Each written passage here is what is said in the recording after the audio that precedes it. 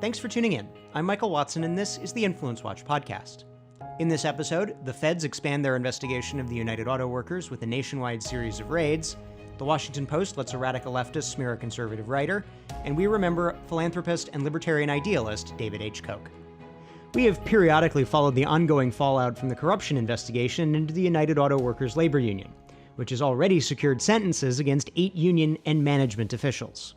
This week, the FBI, IRS, and Department of Labor dropped a major bombshell in the case, raiding locations in 4 states, including the homes of former UAW President Dennis Williams and current UAW President Gary Jones. For some background, the Fed started out investigating a kickback scheme involving Fiat Chrysler executives and UAW officials involved in the negotiations with the carmaker, allegedly to keep union negotiators, quote, fat, dumb, and happy, in an alleged, quote, effort to buy labor peace. The investigation has since expanded, with another former UAW official facing charges for allegedly steering union-branded merchandise contracts for corrupt purposes. Williams had already been implicated. The Detroit News reported that Nancy Adams Johnson, a former UAW official now cooperating with federal prosecutors, had alleged that Williams, quote, directed subordinates to use funds from Detroit's automakers, funneled through training centers, to pay for union travel, meals, and entertainment. Also searched were the homes of a former Williams aide, the UAW Region 5 headquarters, the home of the UAW Region 5 director, and the union's UAW Black Lake Conference Center, where the union is building Williams a retirement retreat cottage. The timing of the raids is inconvenient for the union. Negotiations with the 3 major Detroit automakers are ongoing, with the current contracts expiring in September. Looming even more darkly over the UAW is the prospect of a Teamsters-style civil racketeering case, a possibility that, while the government has not stated, observers suspect may be under development. If the government could prove widespread ongoing corruption, a federal suit could result in the UAW being forced to replace its leadership and to adopt anti-corruption procedures under the supervision of federal monitors. However, observers noted that the possibility remains far off. The government has not filed charges against anyone who was searched as of press time. Would, however, be ironic if the United Auto Workers, which back in the 1950s, at the height of the Teamsters' corruption under Jimmy Hoffa and Dave Beck, was unusual among labor unions for its financial probity, defeating an effort by Senator Barry Goldwater and others to tie it into union corruption, ends up under Teamster-style government supervision. Just because a piece is labeled opinion doesn't mean a writer can just print innuendo and falsehood. Or at least that's the idea.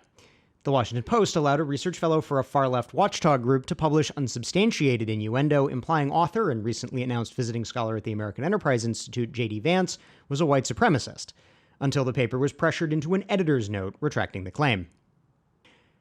Marissa Brostoff, culture editor for a left-wing magazine and a fellow for Political Research Associates, intimated in a piece attempting to link opposition to abortion to white supremacy that Vance's reference to, quote, our people in a discussion of birth rates referred to the racist conspiracy theory of replacement of white Americans by non-whites, writing, quote, Vance did not spell out exactly who was included in the word our. He didn't need to. However, in context, Vance was clearly talking about Americans regardless of race.